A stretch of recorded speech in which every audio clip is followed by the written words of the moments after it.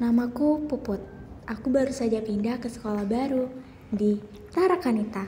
Jujur, aku sedikit takut mau berteman sama siapa. Semoga aku didekati teman yang baik-baik. Hai, namaku Hai. Puput. Boleh gabung nggak? Boleh.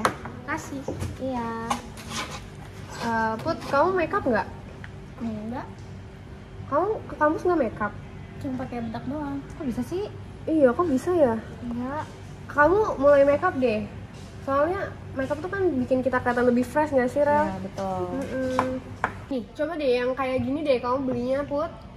Soalnya ini bagus banget ya nggak sih yang ini? Iya, bagus banget. Aku udah nyobain kemarin dan ternyata bagus banget. Kamu harus coba. Udah mana? Ini tuh lagi diskon. Jadi kamu beli aja deh buat besok biar kamu tuh nggak pucat-pucat banget gitu loh kalau di kampus. Masa ke kampus nggak makeup sih ya? Ya, kayak ada yang kurang nggak sih?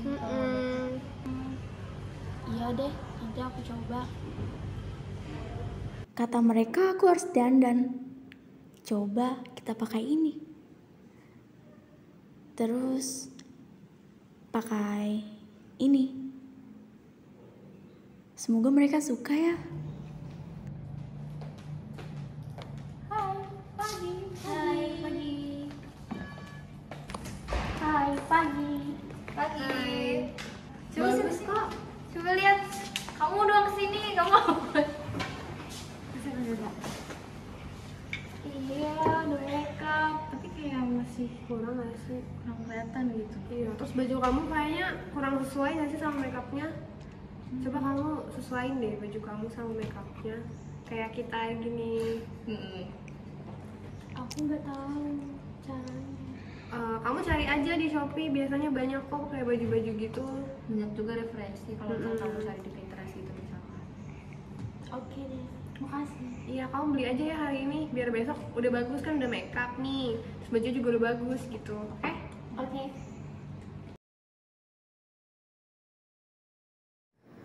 Beli baju yang mana ya? Warna ini cocok gak sih?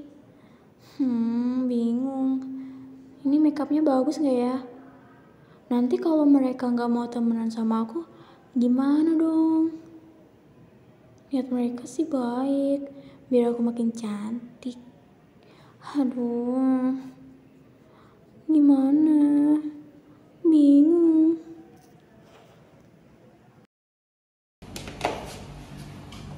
Selamat pagi Putri. Pagi, Pak. Kalau kamu murung apa nih? Ini Pak, aku lagi kurang percaya diri soalnya teman-teman sekelas aku pada cantik-cantik. Terus setiap kali aku ketemu mereka bilang aku tuh ada yang kurang. Tuh masalahnya. Ya, Kalau kamu gini, kalau misalkan kamu merasa nggak yakin, ya nggak usah diikutin. Ya itu cuma omongan orang. Ya itu jatuh ke diri kamu sendiri ya. Itu aja sih. Jadi kalau kamu mau melakukan sesuatu ya yakinkanlah gitu. iya Pak. Terus buat dulu.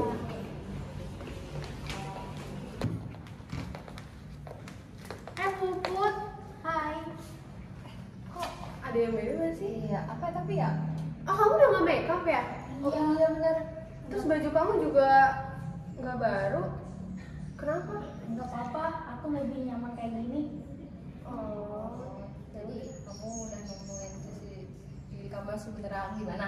Iya. Oke, kalau gitu.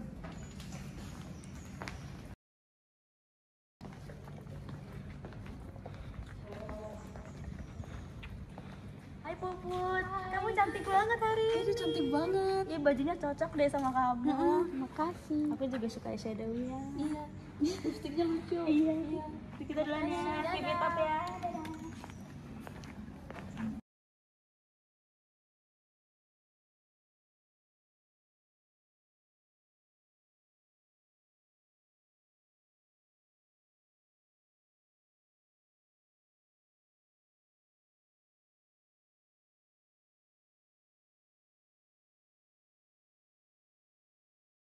Namaku Puput. Namaku Putri, Deng. Selama ini aku perkenalan pakai nama Puput ya. Ya udahlah, gak ada yang peduli juga. Aku pun juga gak peduli lagi mau penampilan gimana, asalkan sopan dan nyaman aja. Aku suka baju ini karena baju ini warna kesukaanku, bukan warna kesukaan orang lain. Yang penting aku stay true to myself.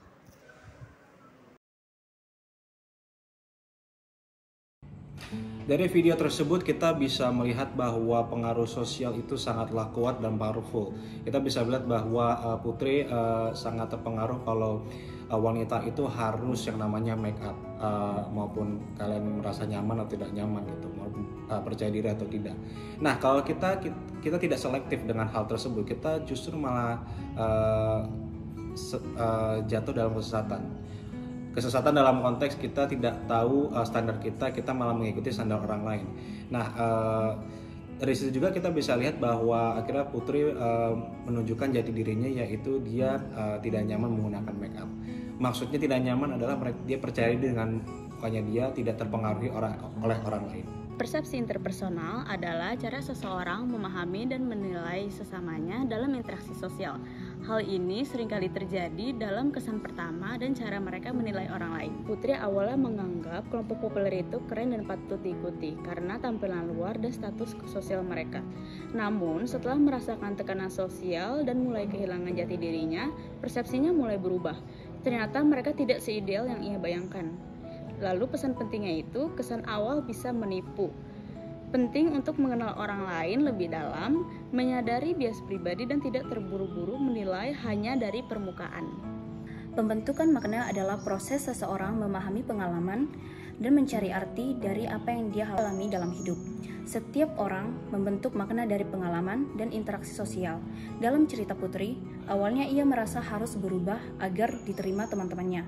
Ia menafsirkan pertemanan sebagai menyesuaikan diri karena takut ditolak. Tapi seiring waktu dan refleksi diri, Putri sadar bahwa pertemanan sejati justru tentang bisa jadi diri sendiri dan tetap diterima. Dari situlah makna sebenarnya terbentuk, dari tekanan sosial menjadi kesadaran diri. Pesan verbal adalah pesan yang disampaikan melalui penggunaan kata-kata baik lisan maupun tertulis. Nah, dalam video tadi karakter Putri itu menyampaikan pesan verbalnya bahwa dirinya itu tidak percaya diri melalui percakapan tatap muka secara langsung dengan teman-temannya dan juga dengan dosen.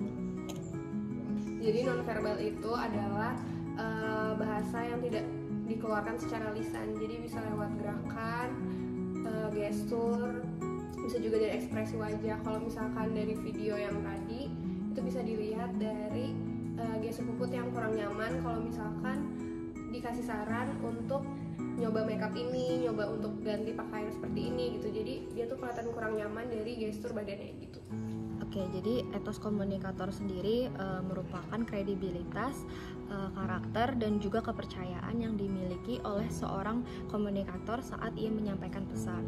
Nah, si etos komunikator ini dapat membuat audiens dapat untuk percaya pada pesan yang ia sampaikan dan juga mau menerima pesan yang ia sampaikan. Karena si komunikator ini dianggap berkompeten yang pertama, lalu yang kedua memiliki rasa peduli dan empati yang tinggi. Lalu yang ketiga, si komunikator ini juga memiliki karakter yang baik.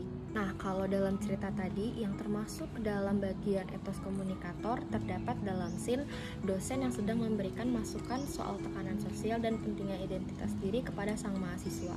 Kenapa bisa termasuk etos? Karena si dosen ini dianggap berwibawa, bijak, dan juga memiliki pengalaman, sehingga sang mahasiswa sendiri merasa aman untuk bercerita dan menerima masukan dari si dosen.